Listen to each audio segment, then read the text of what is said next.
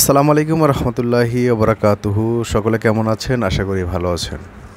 আমরা গাজাবাসী এবং ফিলিস্তিনবাসীর পক্ষে সবসময় ছিলাম এবং আছি এবং আজীবন থাকবো। মুসলিমের ভাই একজন মুসলিম সবসময় মুসলিমদের পাশে থাকবে, বিপদে আপদে যে কোনো ভালো মন্দে অবশ্যই পাশে থাকবে।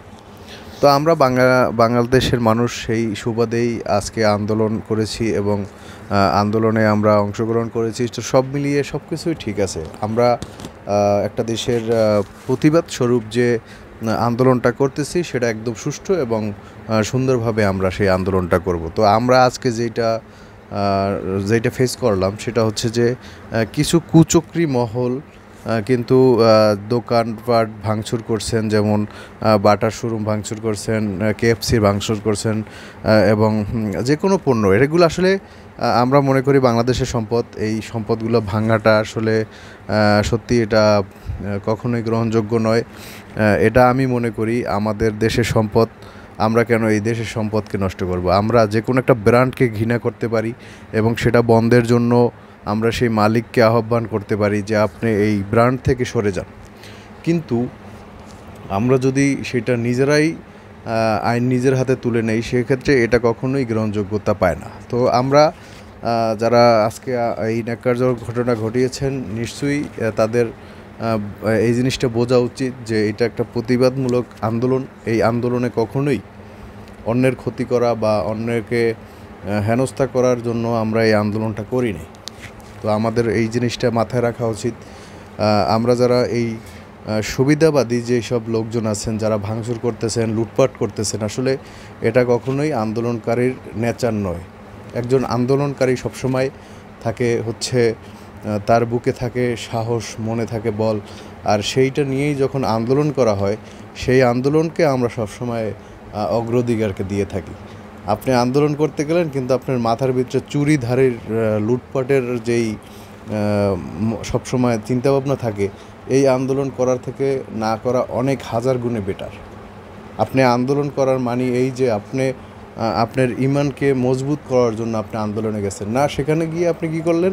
ভাঙচুর করলেন, চুরিধারি করলেন, দেশের সম্পদ নষ্ট করলেন। এটা কখনোই কাম্য নয়।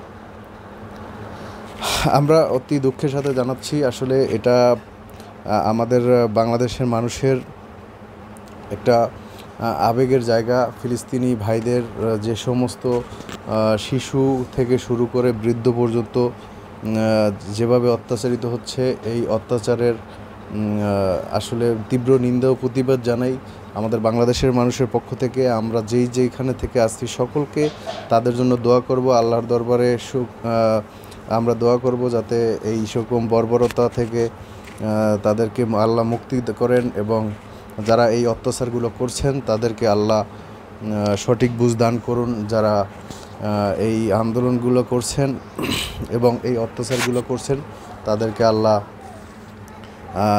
সঠিক বুঝ দান করুক, যাতে এরকম ঘটনা তারা না করতে পারে। সেই দিকটা লক্ষ্য করে আমাদের পার্শ্ববর্তী যেসব বড় বড় রাষ্ট্র আছেন তারা যেন এগিয়ে আসেন এবং বাংলাদেশের মানুষ, আমি মনে করি যে এরকম দু একটা ঘটনা ঘটছে, এগুলোও কিছু কুচক্রী মহলের কারণে ঘটছে। তো আশা করি এই প্রতিবাদটা আমরা গড়ে তুলব এবং আমরা একতাবদ্ধ হয়ে আমাদের সেই প্রতিবাদকে শান্তিপূর্ণভাবে প্রতিবাদ করে আমরা এগিয়ে যাব এবং অগ্রসর হব। ফিলিস্তিনি ভাইদের, ফিলিস্তিনি বোনদের, শিশু থেকে শুরু করে সকলের প্রতি আমাদের আন্তরিক দোয়া ও ভালোবাসা রইল। আশা করি আপনাদেরকে আল্লাহ হেফাজত করবেন। আল্লাহ মানুষকে সৃষ্টি করেছেন এবং আল্লাহই সকল জীবের হেফাজতকারী। অতএব আপনি আসলে মরে গেলেও কোনো কিছুই হবে না।